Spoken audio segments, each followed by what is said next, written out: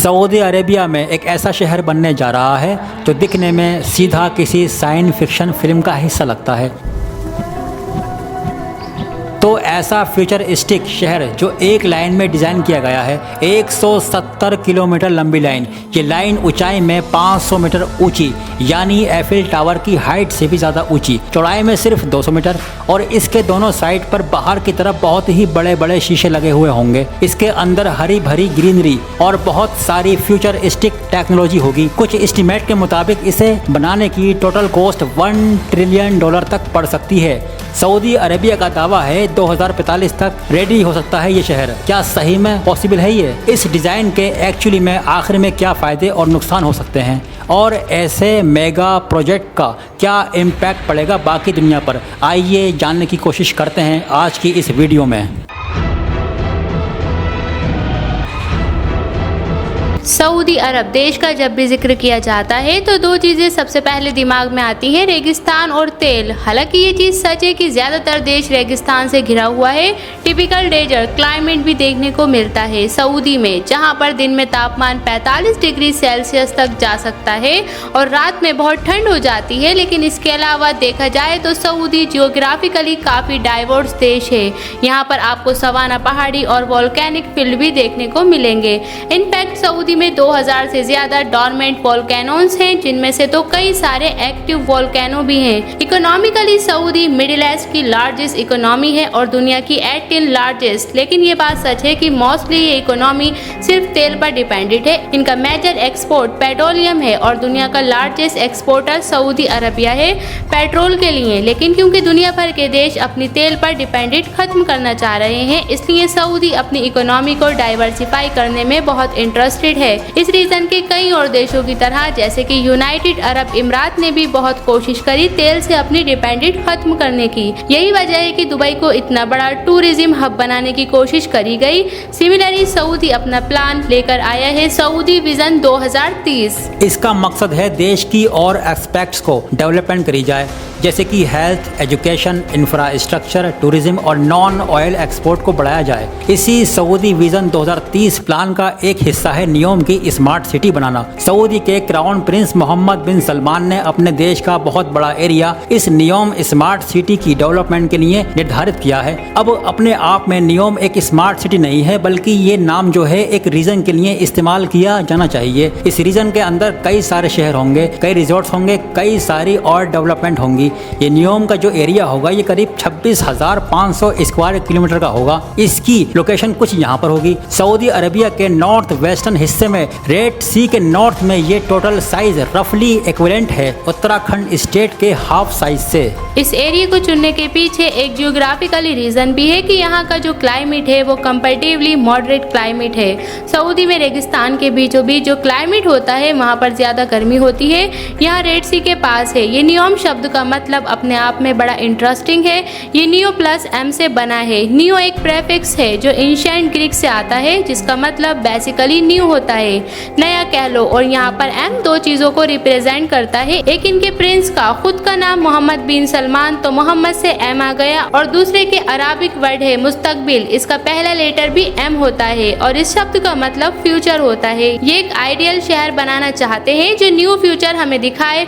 Developers के मुताबिक NEOM के अंदर 10 अलग अलग प्रोजेक्ट होंगे, जिन्हें 10 अलग अलग रीजन करके पुकारा जा रहा है।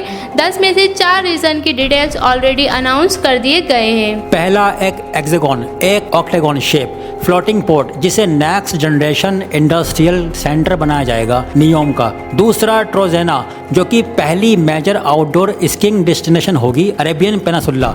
इसकी ओपनिंग बताई गई है 2026 में होगी, सिर्फ 3 साल बाद। और इतना ही नहीं, इस एरिया को ऑलरेडी बिड मिल चुकी है कि यहाँ पर एशियन विंटर गेम्स 2029 होस्ट किए जाएंगे। ये सऊदी अरब की one of the highest mountain ranges पर लोकेटेड होगा और यहाँ पर तापमान एक्चुअली में सर्दियों में 0 डिग्री सेल्सियस तक नीचे चला जाता है। लेकिन फिर भी बताया जाता है कि जो स्नो यहाँ पर यूज करी जाएगी वो फिर भी मैन मेड होगी, क्योंकि नेचुरल यहाँ पर कोई इतनी बर्फ नहीं गिरती है। तीसरा है सिंदाला, एक लग्जरी रिजॉर्ट कॉम्प्लेक्स जो सिटी की कोस्ट के बाहर लोकेटेड होगा। यहाँ पर करीब 2400 लोग होस्ट किए जाएंगे। ये 840,000 स्क्वायर मीटर में फैला एक लग्जरी आइलैंड होगा जहाँ पर ढेर सारी चीजें करने के लिए होंगी। और न्यू प्रोजेक्ट का ये पहला हिस्सा होगा जो खुलेगा, क्योंकि इसकी ओपनिंग डेट ऑलरेडी अगले साल बताई जा रही है 2024 में। फिर आता है हमारा चौथा और सबसे unbelievable project the line. The line को 10 जनवरी 2021 को अनाउंस किया गया था और बहुत से लोगों को डाउट था कि ये बनेगा भी या नहीं बनेगा। ये सिर्फ एक इमेजिनेशन करी जा रही है, लेकिन एट दिस ऑफ पॉइंट इसकी कंस्ट्रक्शन ऑलरेडी शुरू हो चुकी है। इवन तो एक बहुत बड़ा डाउट है कि एक ऐसी टेक्नोलॉजी ऐसी चीजें बनाने की हमारे पास अभी एग्जिट करती है या नहीं करती। सबसे खास बात इस प्रोजेक्ट के बारे में है इसका डिजाइन 170 किलोमीटर लंबी एक लाइन। ये पूरा शहर 500 मीटर ऊंची स्काई स्क्रेपर के बीच में सिचुएटेड होगा। ऐसी इमारतें जो लीनियर होंगी, लाइन के फॉर्म में चलेंगी आगे, और जिनकी बाहर की तरफ शीशा लगा हो। अपने आप में जो आइडिया है ये कोई नया नहीं है। सिमिलर आइडिया प्रपोज किए गए थे 1800 और मिड 1900 में भी। हालांकि तब किसी के पास इतने रिसोर्सेस नहीं थे और पैसा भी नहीं था इन सारी चीजों को एक्चुअली में इम्प्लीमेंट करने के लिए। ये शहर एग्जाम्पल है 1960 के कॉन्सेप्ट का, जिसका नाम है आर्कोलॉजी। आर्कोलॉजी बनता है आर्किटेक्चर एंड इकोलॉजी के शब्दों से। ये एक ऐसी फील्ड है जहां पर आर्किटेक्चर का इस तरीके से यूज किया जाए कि हम डेंसली पॉपुलेटेड एरियाज बनाएं। शहरों में सबसे एफिशिएंट तरीके से एक ऐसा शहर जो अपने आसपास की एनवायरनमेंट को सबसे कम डैमेज पहुंचाता हो, यही एक वजह बताई जाती है द लाइन के कॉन्सेप्ट के पीछे कि लाइन में क्यों बनाना है शहर को, ताकि आसपास का जो नेचुरल लैंडस्केप है उसे कम से कम डैमेज पहुंचाया जा सके। इस आर्कोलॉजी की प्रिंसिपल से इंस्पायर्ड कुछ रियल लाइफ एग्जाम्पल अभी भी मौजूद हैं, जैसे कि अटलांटिका में मौजूद रिसर्च स्टेशन। ऐसे रिसर्च स्टेशन जहां पर हजारों लोग रह सकते हैं, काम कर सकते हैं और अपनी बाहर की एनवायरनमेंट से इंसुलेटेड रहते हों, ताकि बाहर की एनवायरनमेंट पर कोई डैमेज ना पहुंचे और कंप्लीटली सेल्फ सफिशिएंट हो। द लाइन प्रोजेक्ट भी यही करने की कोशिश करेगा, क्योंकि इसकी जो चौड़ाई होगी वो सिर्फ 200 मीटर की होगी। इसका मतलब 170 kilometre into 200 metre.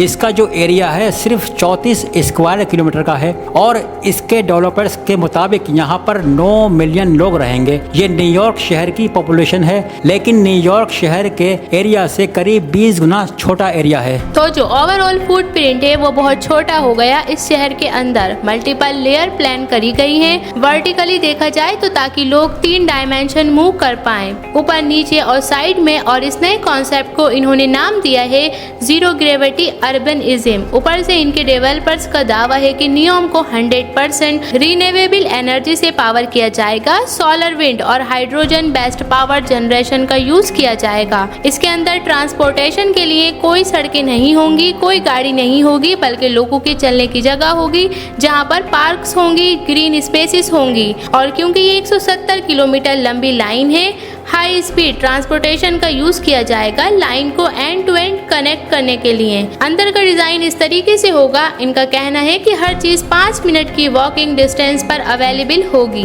Residents have access to all their daily needs within 5-minute walk neighborhoods. अंदर क्लाइमेट भी कंट्रोल किया जाएगा ताकि एक कॉन्सिस्टेंट क्लाइमेट रखा जा सके, इवन अगर बाहर बहुत जलती हुई गर्मी भी है। और क्योंकि ये लाइन एक एंड से समुद्र तक जाएगी, रेड सी तक, इसे ट्रेडिंग के लिए भी एक बड़ी पोटेंशियल बताया जाता है, क्योंकि दुनिया की ट्रेड का 30% हिस्सा एक्चुअली में स्विस कैनाल से होता हुआ गुजरता है।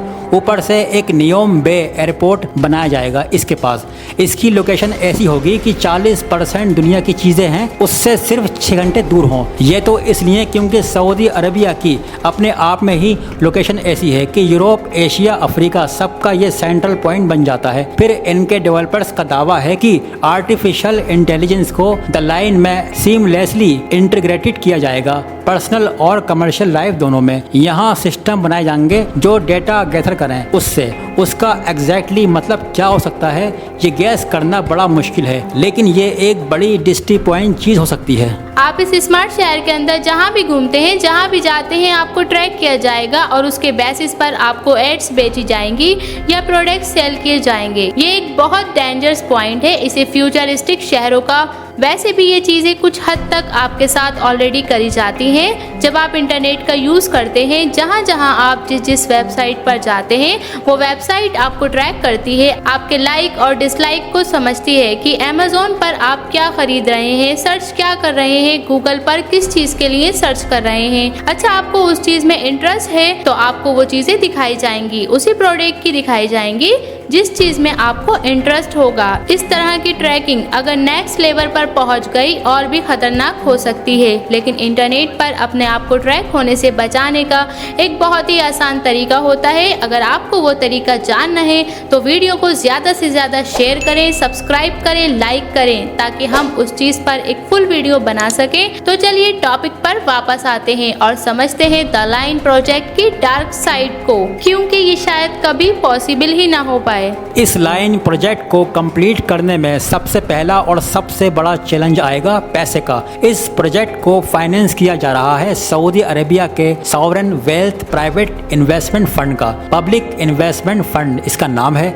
ये बेसिकली इनकी सरकार के द्वारा बनाया गया एक फंड है जिसके पास बहुत पैसा है, नो डाउट। एस्टिमेट किया जाता है 620 बिलियन डॉलर्स वर्थ ऑफ पैसा इस फंड में है। लेकिन यहाँ पर दो प्रॉब्लम्स हैं। पहला तो ये है कि ये जो फंड का पैसा है ये सऊदी अरेबिया की इकोनॉमी पर बहुत ज़्यादा डिपेंड करता है, जो कि ऑयल पर आधारित है। ऑयल का प्राइस मार्केट में बहुत ज़्यादा ऊपर नीचे होता रह सकता है। जैसे कि 2020 में रियाद में फिस्कल डिफिसिट देखा था 79 बिलियन डॉलर्स का, और ये ऐसा देश है जहां पर 60% रिसोर्सेज ऑयल से डायरेक्ट रिलेटेड हैं। 2021 में सिर्फ 9% इनकी जो एक्सपोर्ट हुए थे वो नॉन ऑयल एक्सपोर्ट थे। तो अगर इतने बड़े प्रोजेक्ट को बनाने के लिए यहाँ से पैसा आएगा तो बहुत वोलेटाइल पैसा है, पता नहीं फ्यूचर में कितना नीचे गिर जाएगा ये पैसा। लेकिन दूसरी प्रॉब्लम यह है कि अगर इस फंड का सारा 600 बिलियन डॉलर का पैसा भी इस प्रोजेक्ट में लगाया जाए तो भी काफ़ी नहीं होगा। इनिशियल प्लान था नियोन को साल 2030 तक कंप्लीट करने का और इसके लिए 500 बिलियन डॉलर एलोकेट किए गए। कुछ रिपोर्ट का कहना है कि ये चीज़ साल 2050 तक भी कंप्लीट नहीं हो और उसकी वजह से कॉस्ट और भी ज़्यादा बढ़ जाएगी। इस 170 किलोमीटर लाइन में एक एंड से दूसरे एंड तक पहुंचने में सिर्फ 20 मिनट लगेंगे।